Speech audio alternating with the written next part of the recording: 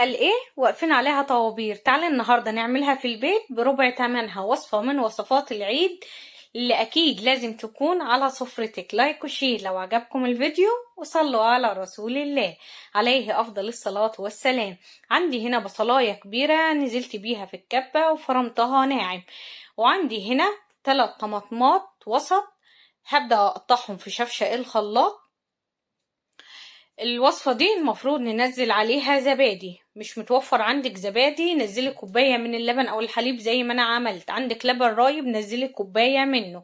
هننزل بكوباية اللبن او الزبادي او اللبن الرايب المتوفر عندك، ونزلت بكوباية من المية وببدأ انعمه كويس او في الخلاط. عندي هنا حلة على النار، نزلت بمعلقة كبيرة من السمنة، معلقتين 3 من الزيت، ونزلنا بورقتين من الورق اللورا، وسيبنا الزيت والسمنة معايا لحد لما يسخنوا.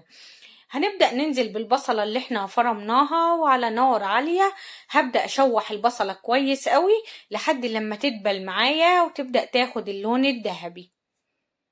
الوصفة بجد سهلة جدا، هتعمليها في البيت بمنتهى السهولة.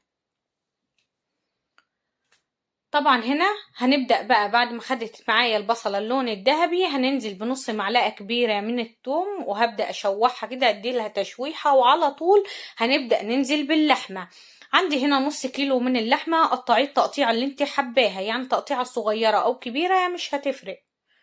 هبدأ انزل بيه، وطبعا هبدأ اديله تشويحة حلوة قوي على نار عالية لحد لما اللحمة تغير اللون بتاعها.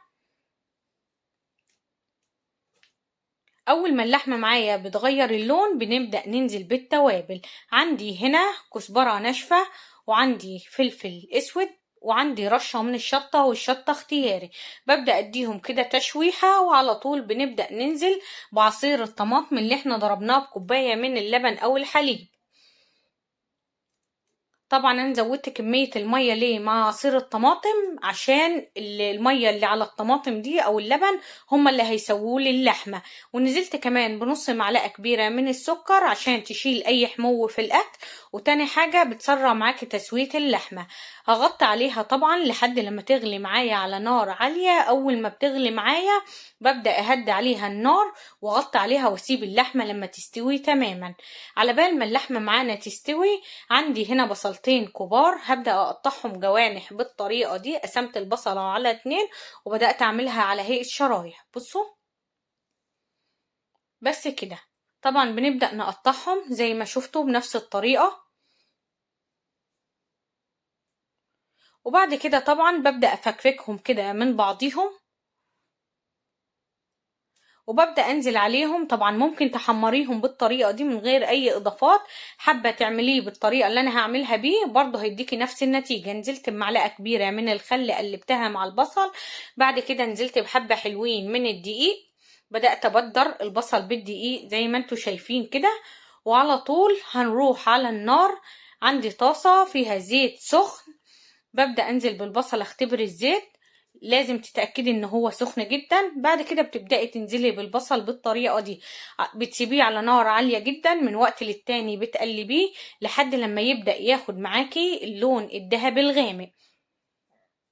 حتى لو حمرتيه من غير ما تضيفي عليه الخل والدقيق برضه هيديكي نفس النتيجة. اهم حاجة يكون الزيت سخن وانت بتحمريه على نار عالية مع التقليب المستمر. عندي هنا مية بتغلي على البوتاجاز في حلة، نزلت بورقتين من الورق اللورا، معلقتين كبار من الزيت، ونزلنا عليهم بمعلقة كبيرة من الملح.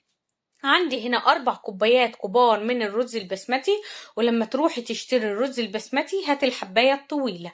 طبعا غسلتهم ونزلت بيهم وسبتهم على نار عالية يغلوا، وبعد كده هديت النار وسط، غطيت الحلة، سبتها لحد لما الرز معايا دخل في التسوية.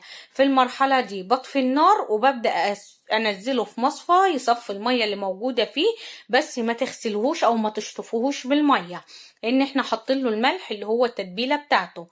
اللحمة هنا كانت معايا استوت.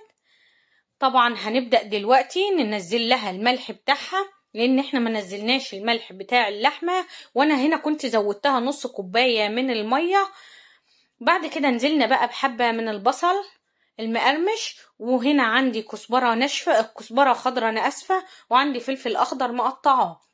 هبدأ انزل كده حبة فوق اللحمة، وبعد كده بقى بعد ما صفينا الرز بتاعنا بنبدأ ننزل بيه زي ما انتوا شايفين. ببدأ اسوي كده الرز من فوق. وطبعا هنا المفروض ان يبقى عندك زعفران، ما فيش الزعفران الاصلي مش متوفر، فالحاجة المتوفرة وتمنها رخيص جدا اللي هي الوان البودرة الصناعية اللي انت بتجيبيها من عند اي عطار. طبعا عندي اللون الاصفر هنا نزلته على حوالي تلت كوباية من المية ودوبته، نزلت حاجة بسيطة وبعد كده نزلتها على الرز من فوق. عندي كمان اللون الاحمر ده برضو نزلت منه حبة صغيرين ودوبته في المية ورجعت نزلته. بس كده، وبنيجي من فوق ننزل باقي الكزبرة والفلفل الاخضر اللي احنا مقطعينه وحبة كمان من البصل المقرمش، بغطي عليهم بهدي النار جدا على انك بتلدني رز لحد لما الرز كده يبدأ يتلدن ويستوي معاكي، ما بياخدش وقت خالص. طبعا في المرحلة دي بطفي عليه النار. عندي هنا طاسة على النار فيها معلقة كبيرة من السمنة، نزلت بحبة من السوداني وبعد كده تحميصة على نار عالية. اول ما بيبدأ يتحمص معايا بنزل بحبة كمان من الزبيب وابدأ اديهم تقلبتين 3 وعلى طول بنبدأ نطفي النار لان الزبيب ما بيستحملش طبعا النار. وكده كده الطاسة معايا سخنة والسوداني سخن.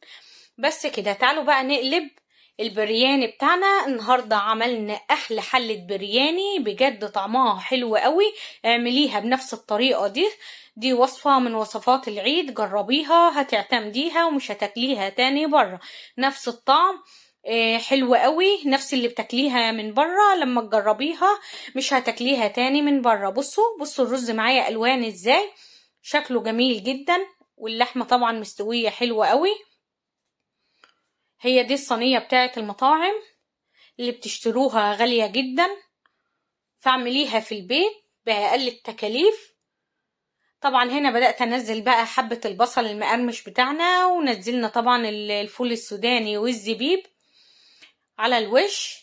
شايفين الصينية شكلها بس يشهي النفس على الأكل، فاتمنى بجد تجربوها. شايفين الرز ألوان مع البصل المقرمش والسوداني والزبيب، شايفين اللحمة مستوية حلوة قوي معانا. فاتمنى بجد تكون وصفة النهاردة عجبتكم وتجربوها وتقولولي كمان على رأيكم فيها. فلايك وشير لو عجبكم الفيديو، وصلوا على رسول الله عليه أفضل الصلاة والسلام.